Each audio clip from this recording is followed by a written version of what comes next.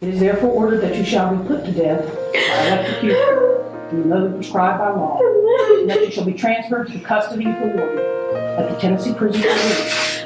And further, on the 12th day of January 1997, your body shall be subjected to shock by sufficient current of electricity. May God have mercy upon you. Mr. Bates. Can I please have a mom? I love you. I love you. And I love you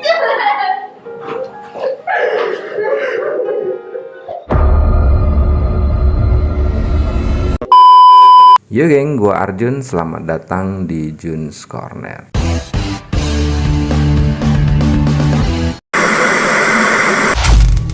Krista merupakan gadis muda yang cantik yang baru berusia 18 tahun. Namun sayang, di usia mudanya ia harus divonis mati setelah hakim memutuskan bahwasanya Krista terbukti bersalah. Berwajah cantik berhati iblis merupakan predikat yang diberikan oleh pers kepada Krista. Lalu apa kejahatan yang telah dilakukan Krista sehingga ia harus mendapatkan hukuman mati padahal ia masih muda dan masih remaja? Ternyata Krista merupakan otak sekaligus pelaku pembunuhan terhadap gadis bernama Colin Slammer yang juga berusia 18 tahun, di mana Colin ini sebelumnya disiksa terlebih dahulu baru akhirnya dibunuh secara sadis dengan meremukkan batok kepalanya menggunakan batu tanpa belas kasihan. Tidak sampai di situ, Krista kemudian mengambil pecahan tengkorak kepala Colin yang remuk tadi dan menyimpannya sebagai souvenir atau kenang-kenangan. Lalu siapa sih sebenarnya Krista ini? Jangan kemana-mana, kita segera bahas.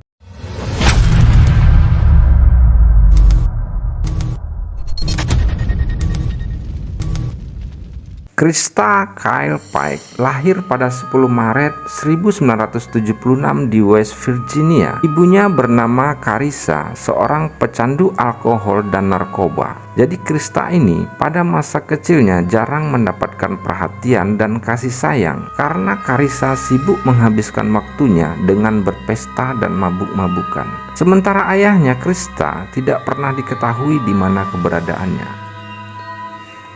Melihat masa kecil Krista yang suram dan teraniaya, sang nenek yang merasa kasihan akhirnya mengambil dan mengurus Krista di rumahnya.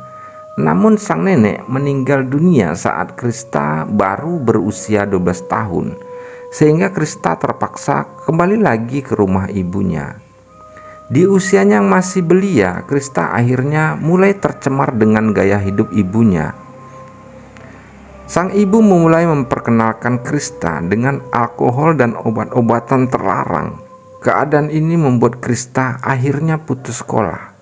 Tak lama setelah itu, Krista bergabung dengan program kemahiran Job Corps yang berpusat di University Tennessee, suatu lembaga yang bertujuan membantu remaja putus sekolah atau mereka yang berpenghasilan rendah agar memiliki keterampilan sehingga memperoleh karir yang baik.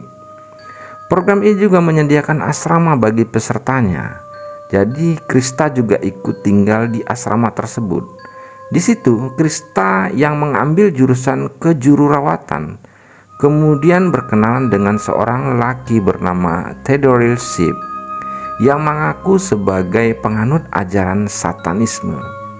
Mereka kemudian saling jatuh hati dan menjadi pasangan kekasih karena mereka merasa sama-sama penganut ajaran satanisme.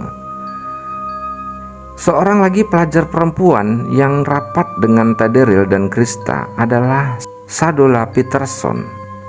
Krista sangat mencintai Theodore. Bagi Krista, hanya dia yang layak untuk memiliki Theodore. Keobsesian Krista terhadap Theodore sampai di tahap menimbulkan kebenciannya terhadap seorang pelajar perempuan yang dikenali sebagai Colin Slammer.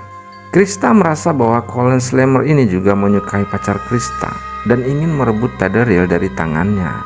Hal ini membuat Krista sering cemburu tak menentu, sehingga kerap terjadi cekcok antara Krista dan juga Colin Slammer. Hingga akhirnya Colin Slammer ini sempat mengatakan kepada orang tuanya kalau ia ingin keluar dari asrama. Namun niat tersebut dibatalkan karena Krista akhir-akhir ini bersikap baik dan menunjukkan sifat ingin berteman.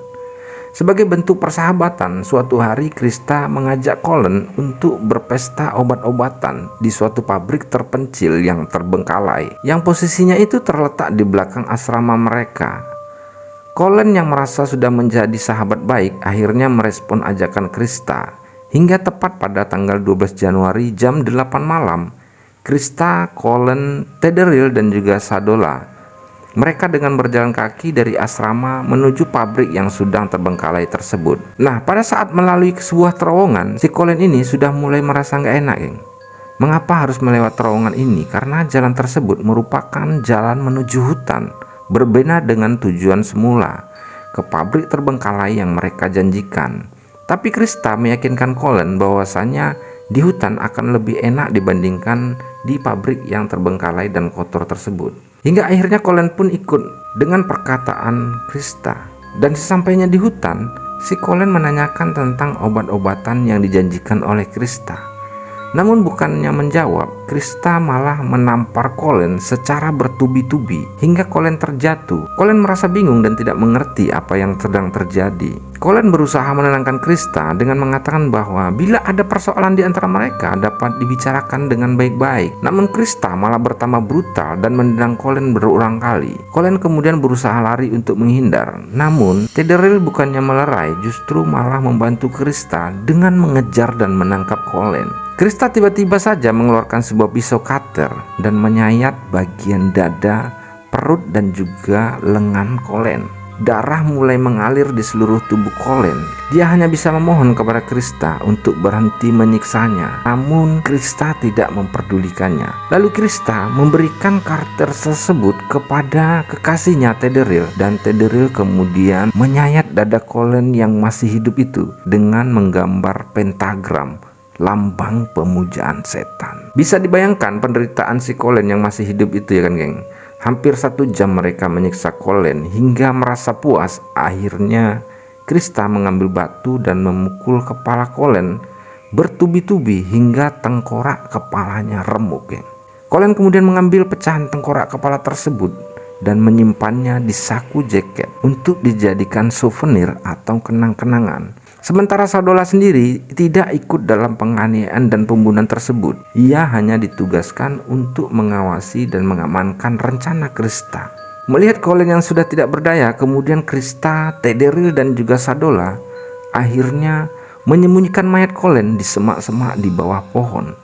Lalu mereka pulang ke asrama. Esok paginya pada tanggal 13 Januari, sepasang suami istri yang tengah lari pagi dikejutkan dengan banyaknya ceceran darah di tanah dan semak-semak.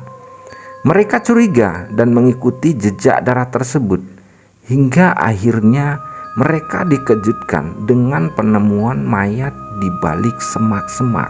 Polisi pun akhirnya mengevakuasi jasad Colin.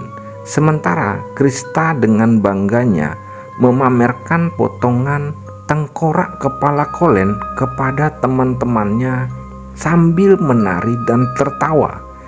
Tidak butuh waktu lama, kurang dari 24 jam, akhirnya polisi membekuk Krista, Tederil dan Sadola. Dalam persidangan, Krista mengaku hanya untuk menakut-nakuti Colin, namun keadaan jadi tak terkontrol. Krista akhirnya mendapat vonis hukuman mati di kursi listrik, ditambah 25 tahun untuk kejahatan persekongkolan pembunuhan. Dan Tederil sendiri dihukum seumur hidup, sementara Sadola dijatuhi hukuman 7 tahun penjara.